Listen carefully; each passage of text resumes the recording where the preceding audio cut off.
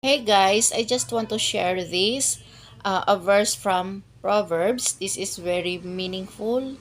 Grabe, napaka makahulugan. It says here, the lips of the wise despairs knowledge, but the heart of the foolish doeth not so.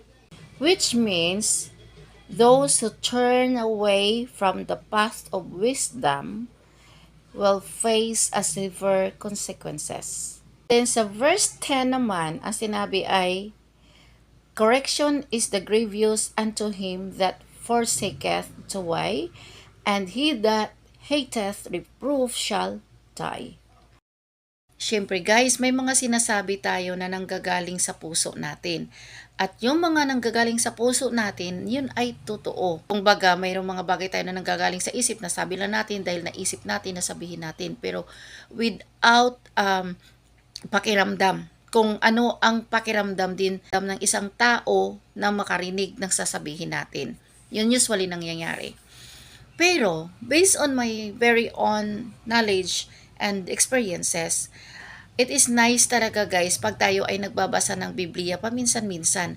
Kasi, nagkakaroon kasi tayo doon ng wisdom, nagkakaroon tayo din ng knowledge kung paano natin i-deliver ang mga bagay na kahit gaano pa tayo kagalit or inis sa isang tao, uh, kung tayo ay nagbabasa ng Biblia, yun ay guide talaga natin na hindi tayo basta-basta magsasalita ng bagay na nakakasakit talaga sa kapwa natin. So guys, balikan natin ang sinasabi sa Proverbs 15 verse 7 na the lips of the wise despairs knowledge. Yes, exactly. Kasi if you are wise enough, if you are wise person, dapat kung ano ang sinasabi nimo na labas sa bibig mo ay magkakaroon ng magandang knowledge or makagather ng knowledge ang taong nakakarinig niyan. So, alam niyo ba kung bakit ko ito naisip na i-share sa inyo? It is because naalala ko yung mga content na ginawa ng vlogger na si Mima Alicia.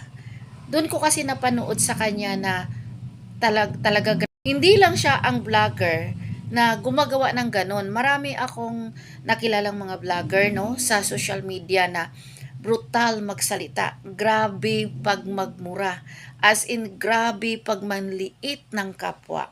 Na para bang wala ng kapintasan, na para bang perfecto ang pakiramdam nila sa sarili nila. Kaya sabi nila ang mga bagay na yun sa kapwa nila dahil they are on highness. O diba? Yun sa content na sinabi ni Mima Alicia tungkol kay Sarah, tungkol kay Digong, tungkol kay Marcoleta. Sobra no, matalas masyado na parang hindi na ano talaga no ng mga sinasabi. So, yun na ang nakikita din ng tao, may mga tao di doon na nagsasabi na dahil sa sinabi niya, dahil sa mga ginagawa niya, kaya siya pinatay. Tungkol naman dito guys sa Proverbs 15 verse 10, nagsasabi dito na correction is grievous unto him for that forsaketh. So, lahat tayo guys walang tao na perfecto. Kaya kailangan talaga i-correct tayo kung mayroon tayong pagkakamali. Kaso nga lang guys, kung i-correct naman tayo ng tao at may kasamang judgment, how can we accept that correction? Yon. Ito example guys sa mag-asawa. Ang buhay ko na lang. Ito na lang sa amin.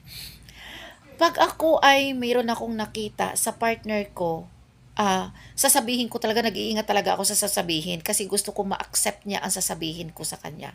Usually sasabihin ko, you know what, hindi talaga ako masaya sa sana ganon. Tapos sasagutin, bakit? Tapos sasabihin pa siya, ikaw ha?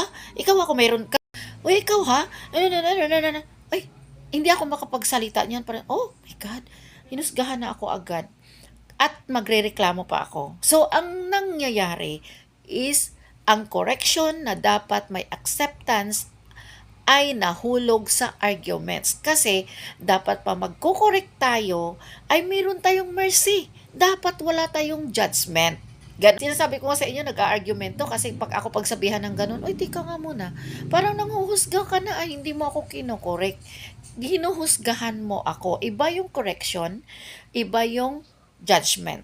Yon. So yun guys, kung tayo ay nagko-correct sa isang tao without just judgment, talagang maa-accept niya. Tayo magpapakorek kung ano man ang mali natin. Ayaw mo talagang mamold, ayaw mo talagang maging maayos ka. 'Di ba?